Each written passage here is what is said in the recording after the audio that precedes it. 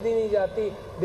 Incentive से नहीं, मगर पेट पर अगर लीडरशिप पेट पर पत्थर बांध कर अवाम से अपील करती है कि तुमके साथ तुम्हारी भी मुश्किलात आ रही हैं, तो लिहाजा अवाम फिर उसका साथ देती है। और मैं इसकी मॉरल इकॉनमी को आपकी एक और मिसाल दूं कि कोविड के दौरान इमरान खान साहब ने जब ये नियत की कि लॉकडाउन नहीं कर सकते, लोग मर जाएंगे, तो नतीजा ये हुआ कि लोगों ने भी मिलकर, अल्लाह की बरकत आई, मसाजिद हमने खुली रखी। वो है मिसाल इस बात की कि लोगों को साथ लेकर चलना। मईशत के हालात ये हैं कि इतना महंगा लोन लिया जा रहा है, 15% पर लोन लिया जा रहा है, और आप अपनी चीज़ें गिरवी रख रहे होंगे,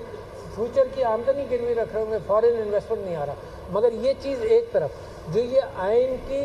तदफीन का बिल है और डिसमेंबरमेंट बिल है, ये तो बेइंतहा ख़तरनाक है, जिसकी तफसीलात में मैं नहीं जाऊँगा, मगर आपने सुन लिया कि उसके अंदर जो धोखाधड़ी के तरीक़ेकार हैं उनको फिर से आज़ाद किया जाए, 63A को भी ख़त्म किया जाए कि लोग किसी पार्टी के हों, वोट किसी पार्टी को दें,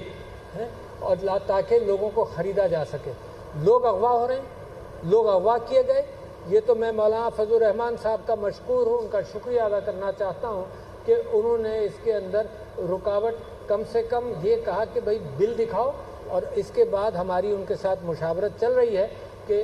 बिल के हवाले से मैंने उनसे भी दरख्वास्त की है कि ये जो नॉन रिप्रेजेंटेटिव पार्लियामेंट है, जो फॉर्म 47 की पार्लियामेंट में है, जिसमें मेरा भाई दोस्त बहादुर, जिसने कह दिया कि जी मेरी सीट भी मुझे देना चाहते हैं, मैं लेना नहीं चाहता क्योंकि मेरा नंबर नहीं है वो, तो मैं समझता हूँ कि उस पार्लियामेंट को कोई हक़ नहीं पहुँचता कि इतना सीरियस अमेंडमेंट लाया जाए जिससे मुल्क की जमहूरियत के एतबार से तबाहकुन कैफियत पैदा हो। मैं हाफिज़ नईम साहब से, लियाकत बलोच साहब से, अपने भाइयों से यहाँ ये अपील करने आया था, और ये मेरा घर है, क्योंकि मैं इनको याद दिला रहा था कि 77 से मैंने जमात इस्लामी के साथ काम किया। मैं मशकूर हूँ इन लोगों का, बहुत सारी मुनव्वर साहब मरहूम का, कि इनकी दोस्तियों और रफ़ाक़त